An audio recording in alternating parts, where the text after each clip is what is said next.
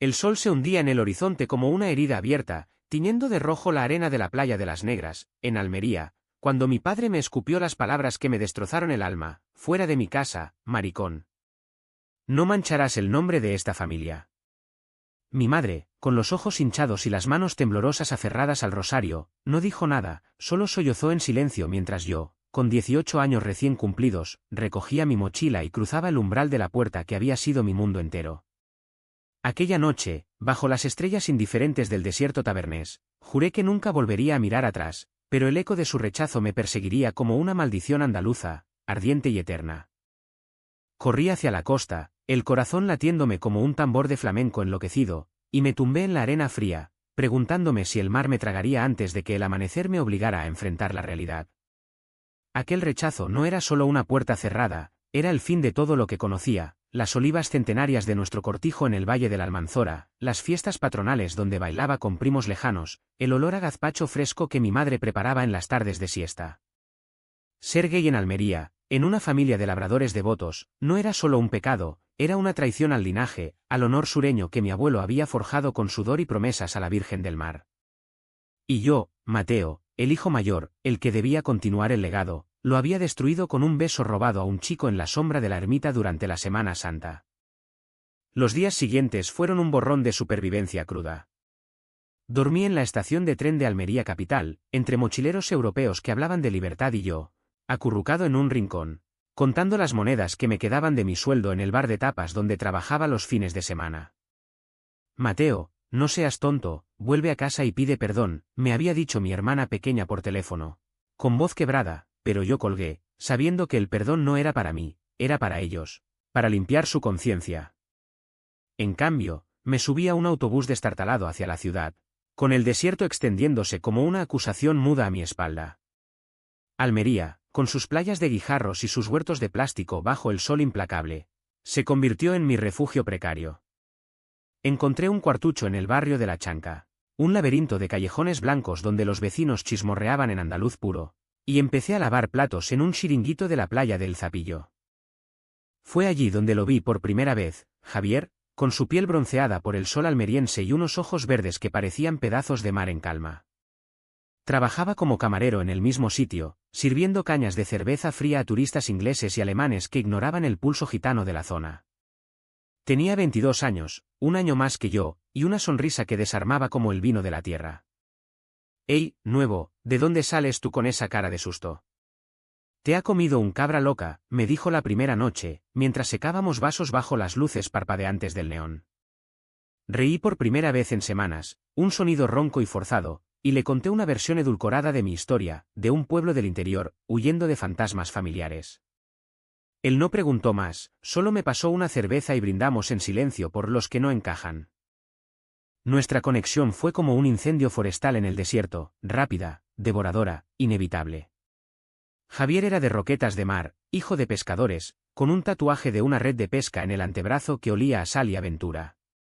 Hablaba con ese acento almeriense arrastrado, lleno de eses suaves hites guturales, y me contaba historias de su infancia chapoteando en las olas, de cómo su padre le enseñó a lanzar el arpón antes que a leer.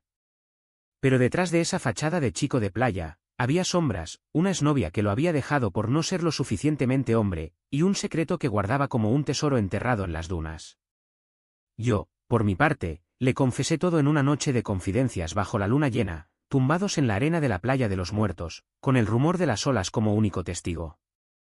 Me echaron porque me pillaron besando a un chico. Mi padre dijo que era una vergüenza para Dios y para Almería entera. Javier me abrazó entonces, su cuerpo cálido contra el mío, y murmuró: «Aquí no hay vergüenza, Mateo.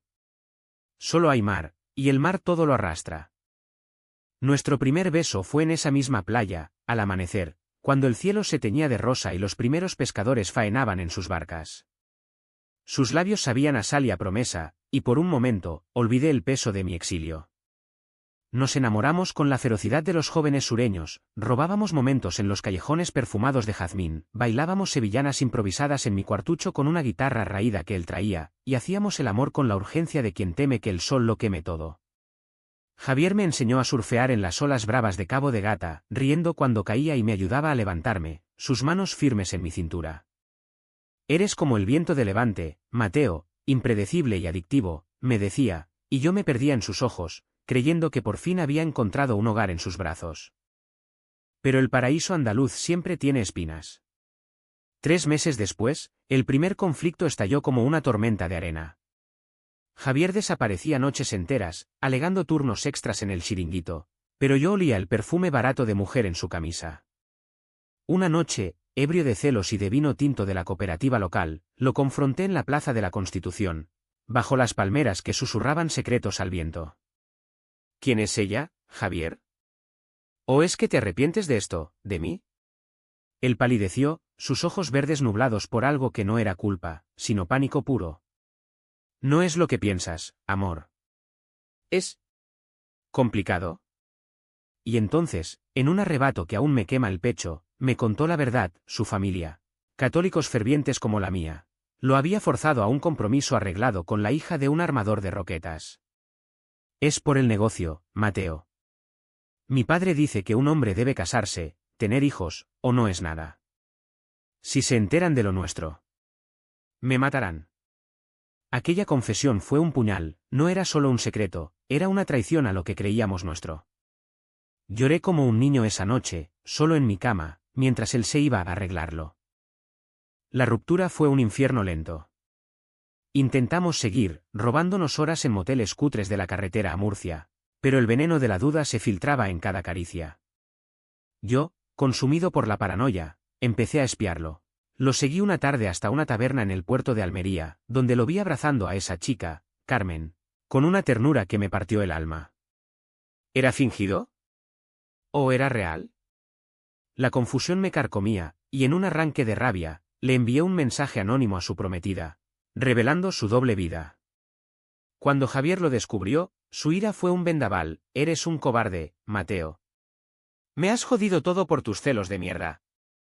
Me golpeó en el pecho, no fuerte, pero lo suficiente para que el dolor físico eclipsara el emocional por un instante. Huí de nuevo, esta vez a las cuevas de Sorbas, donde me refugié en un albergue hippie, rodeado de mochileros que hablaban de chakras mientras yo ahogaba mi culpa en absenta barata. Años pasaron como dunas arrastradas por el viento. Me mudé a Madrid, donde la vida nocturna de Chueca me ofreció anonimato y amantes fugaces, pero Javier era una espina clavada en el corazón. Trabajé como diseñador gráfico en una agencia, ganando lo justo para un piso compartido en Malasaña, y empecé terapia con un psicólogo que me ayudó a desentrañar el nudo de mi infancia. El rechazo paterno no era solo homofobia, era el miedo de mi padre a su propia debilidad, a un hermano que había muerto joven en la posguerra, dejando un vacío que yo nunca pude llenar. Escribí cartas que nunca envié, soñé con Javier en noches de tormenta, y juré que mi vida sería mía, no un eco de Almería. Hasta que, en mi 30 cumpleaños, llegó el sobre. Estaba en el buzón de mi piso, con matasellos de Almería y la caligrafía temblorosa de mi madre. Dentro, una carta arrugada y un cheque por 10.000 euros, para que vuelvas y arreglemos esto, hijo. Leí sus palabras con el estómago revuelto: tu padre está enfermo, cáncer de pulmón. Quiere verte antes de que sea tarde. Perdóname, Mateo. Fue un error, el miedo nos cegó. El hook de la nostalgia me atrapó, pero el cheque era la bofetada: perdón a cambio de dinero. ¿Como si mi dolor se midiera en euros? Volví a Almería en un tren nocturno, el paisaje árido desfilando como recuerdos reprimidos. El cortijo familiar estaba igual, las paredes encaladas, el pozo seco, el limonero que plantamos juntos cuando era niño. Mi madre me abrazó en la puerta, más frágil que nunca, con el olor a romero y a culpa. Mi padre, postrado en la cama, me miró con ojos hundidos: hijo. Lo siento. No entendí. Reza por mí. Lágrimas rodaron por sus mejillas surcadas, y por un segundo, quise creerlo. Pero entonces vi el sobre en la mesita: facturas médicas, hipotecas pendientes. El perdón era una estrategia para salvar el cortijo, no mi alma. Aquella noche, mientras velaba a mi padre, Javier apareció en la puerta como un fantasma del desierto. Había oído del regreso, y allí estaba, con canas prematuras en las sienes y una alianza en el dedo. ¿Mateo? Dios, has cambiado. Pero sigues siendo tú. Hablamos hasta el alba, en el patio bajo las estrellas, mientras el viento traía ecos de flamenco lejano. Me contó todo, Se casó con Carmen por obligación, tuvo una hija, pero el matrimonio fue un cascarón vacío. Te amé de verdad, Mateo. Ese beso en la playa. Fue lo más real de mi vida. Y entonces, el secreto que lo había roto, años atrás, cuando yo lo traicioné con el mensaje, él planeó huir conmigo, venderlo todo y empezar en Barcelona. Pero el miedo lo paralizó, y en su lugar, me dejó ir, creyendo que era lo mejor. El Alto Trao estalló al amanecer, cuando mi padre, en un último aliento de lucidez, nos vio abrazados en la penumbra. ¡Malditos! En mi casa no, graznó, escupiendo bilis y resentimiento. Mi madre, horrorizada, se interpuso, basta, Antonio. Ya has hecho suficiente daño. Pero el daño estaba hecho, el pasado se desató como una riada en el Rambla de las olas. Javier, enfrentado a su propia cobardía, confesó que había mentido sobre el compromiso, no era por el negocio, sino por su propio pánico a ser como yo, expulsado, solo.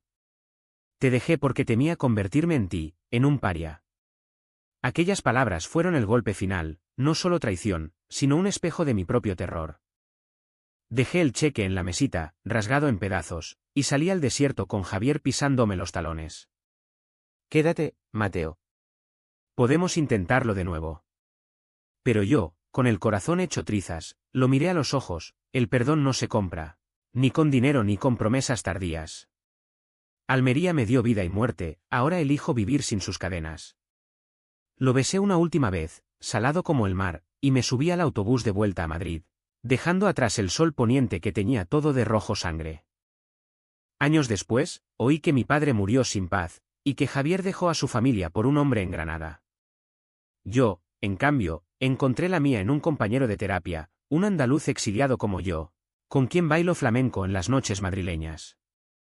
El perdón llegó, no como un cheque, sino como una carta que escribí y quemé en la playa del Zapillo. Os perdono porque merezco ser libre.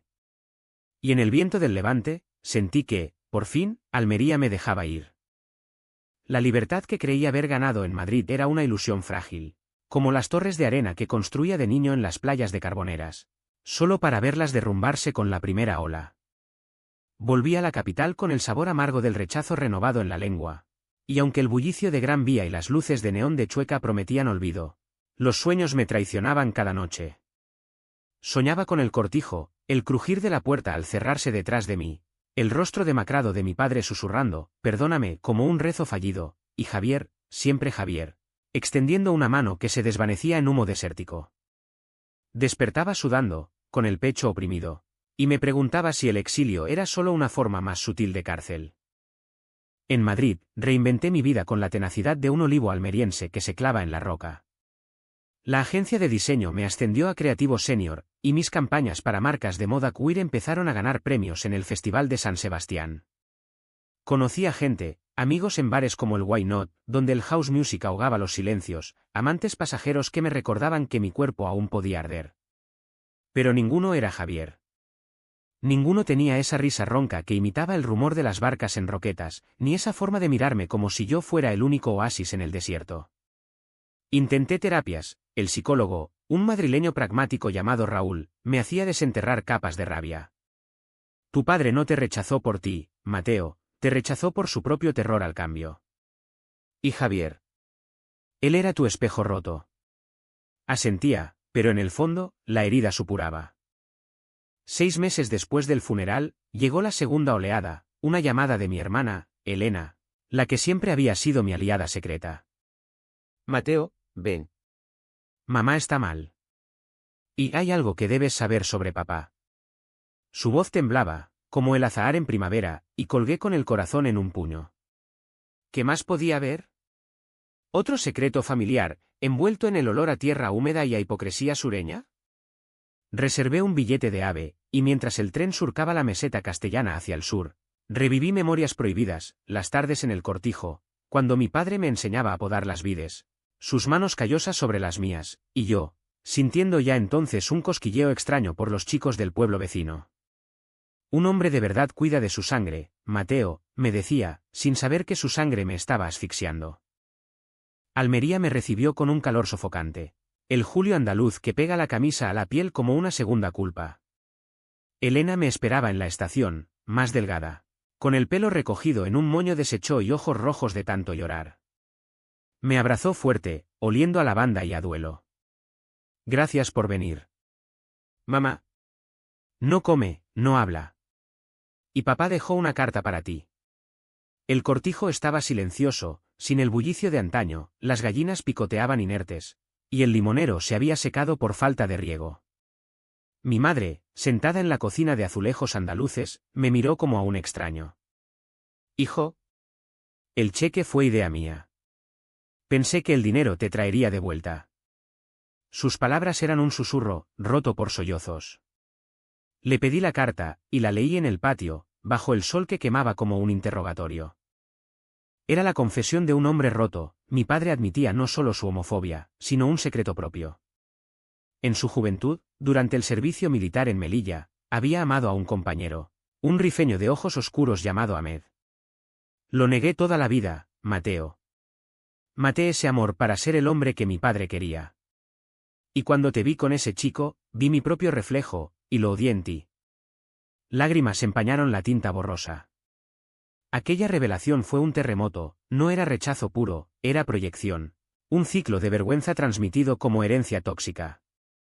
Abracé a mi madre, y por primera vez, lloramos juntos, no por perdón, sino por el peso compartido. Pero el destino, caprichoso como una saeta en la feria de Almería, trajo de vuelta a Javier esa misma semana. Elena, en un intento de normalidad, organizó una cena familiar en la taberna de la plaza, con jamón ibérico y vino de la tierra. Él entró por la puerta como si el tiempo no hubiera pasado, con una botella de anís en la mano y una sonrisa tentativa.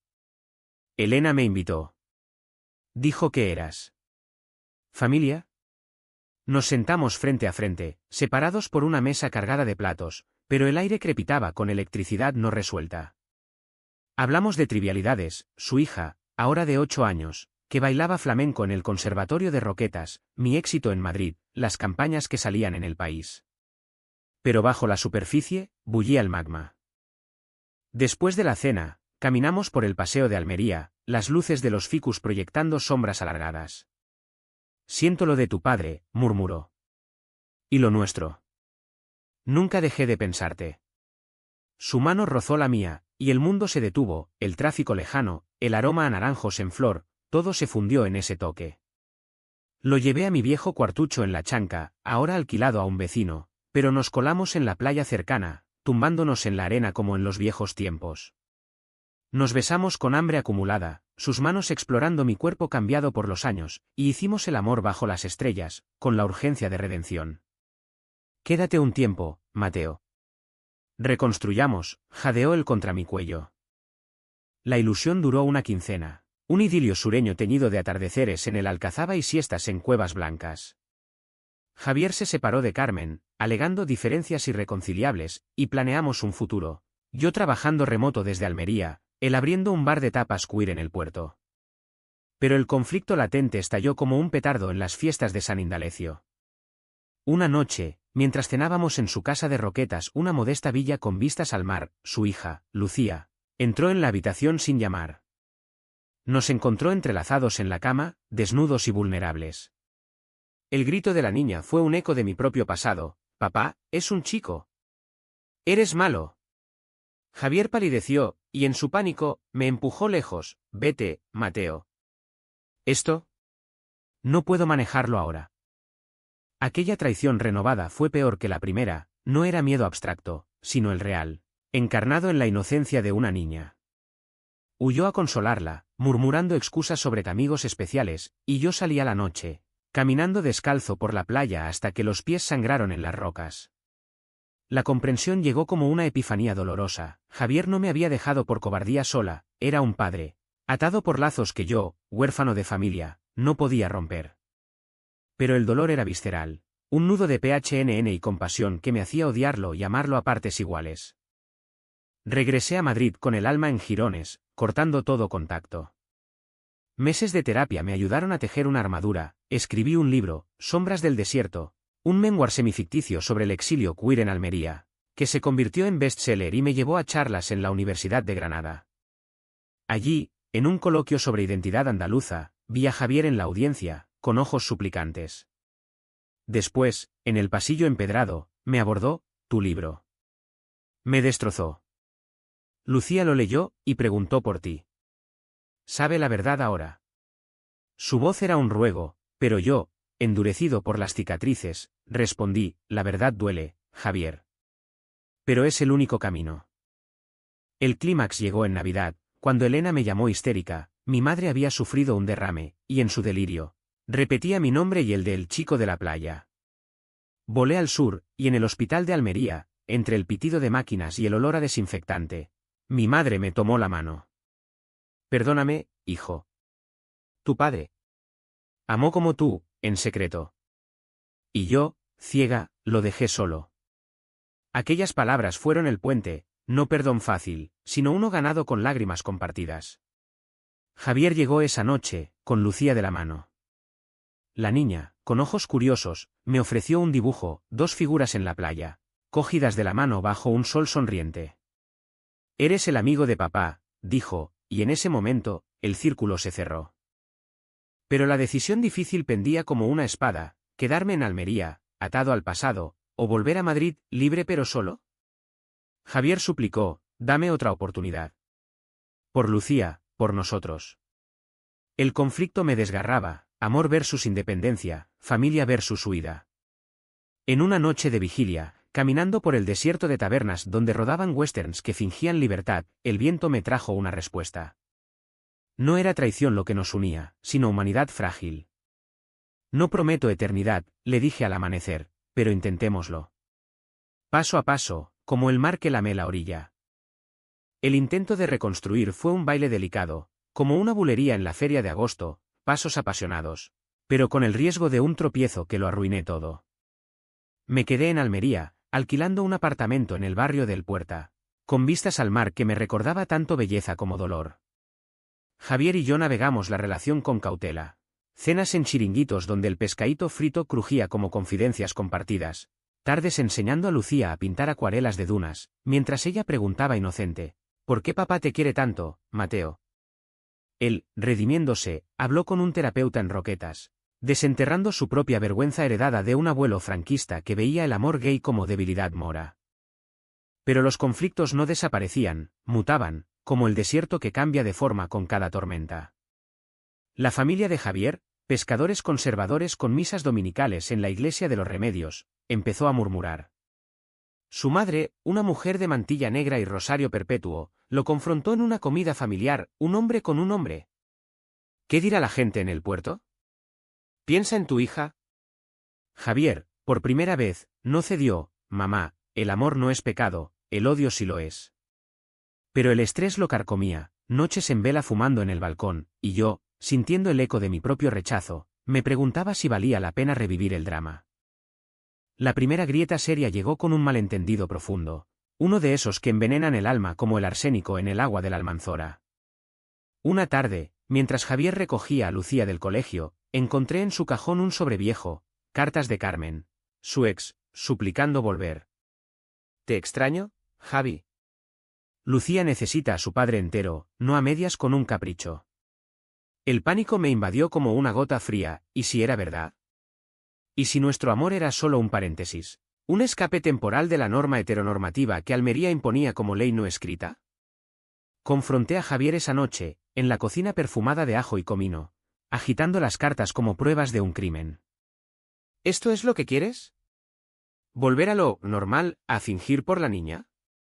Su rostro se contorsionó en ira y dolor. Eres un paranoico, Mateo.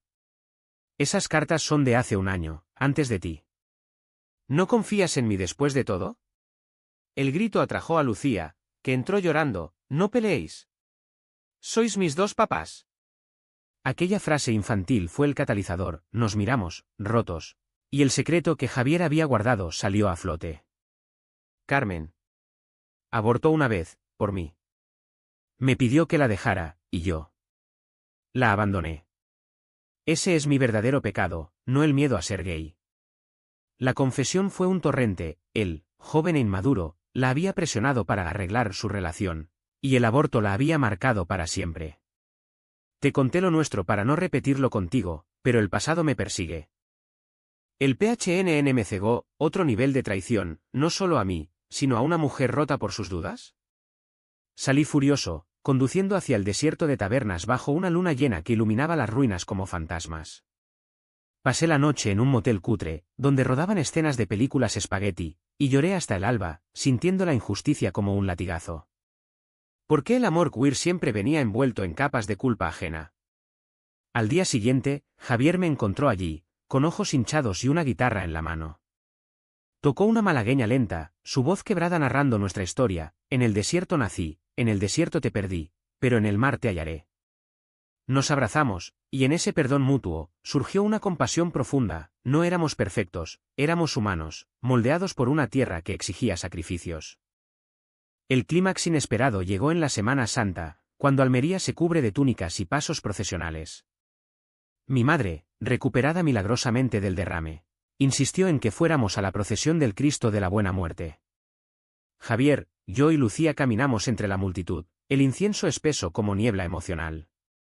De repente, un grupo de saeteros, cantores flamencos, entonó una saeta dedicada al hijo pródigo que regresa. Mi madre, con lágrimas, me tomó la mano: tu padre te habría pedido lo mismo, vive, ama, sin cadenas. Pero el giro vino de Elena, reveló que mi padre, en su lecho de muerte, había dejado un codicilo en el testamento, desheredándome por desobediencia filial. El abogado, un primo lejano, lo había ocultado por piedad. La furia fue un volcán: perdón con una mano, puñal con la otra. Confronté al primo en la sacristía, bajo los ojos pintados de santos estoicos. Era su último acto de control, grité, y la familia se dividió: unos me apoyaron, otros murmuraron sobre el maricón que trae desgracia. Javier, en un gesto de lealtad inesperada, renunció a su herencia compartida: no quiero dinero manchado de odio. Aquel sacrificio fue el catalizador: el escándalo estalló en el pueblo, con chismes en las panaderías y miradas en el mercado, pero también aliados, vecinos que confesaron sus propios secretos queer, un sacerdote progresista que bendijo nuestra unión en privado. La decisión difícil me cayó encima como el sol de mediodía: perdonar el legado tóxico y quedarme, o cortar lazos y huir de nuevo. En una noche de insomnio, caminé hasta la playa de las Negras, el mismo lugar de mi exilio inicial. Allí, bajo el cielo estrellado, escribí una carta final a los fantasmas: no os odio, os compadezco. Viviré por los que no pudieron. Al amanecer, Javier me encontró, y juntos, con Lucía dormida en sus brazos, tomamos la decisión: nos mudamos a un pueblo costero en Cabo de Gata, lejos del cortijo pero cerca del mar que todo lava. El final no fue de cuento de hadas, sino humanamente imperfecto. Mi madre nos visita los domingos, trayendo empanadas y historias de redención. Elena se casa con un chico de Granada, y en la boda, bailamos un zapateado que une heridas. Javier y yo, con arrugas compartidas, educamos a Lucía en libertad, y en noches de luna, nos amamos con la ternura de quienes han sobrevivido al desierto. Almería no me dio un final feliz, me dio uno real, forjado en conflicto, teñido de lágrimas, pero radiante de amor ganado. Y en el viento del poniente, siento que, por fin, soy libre.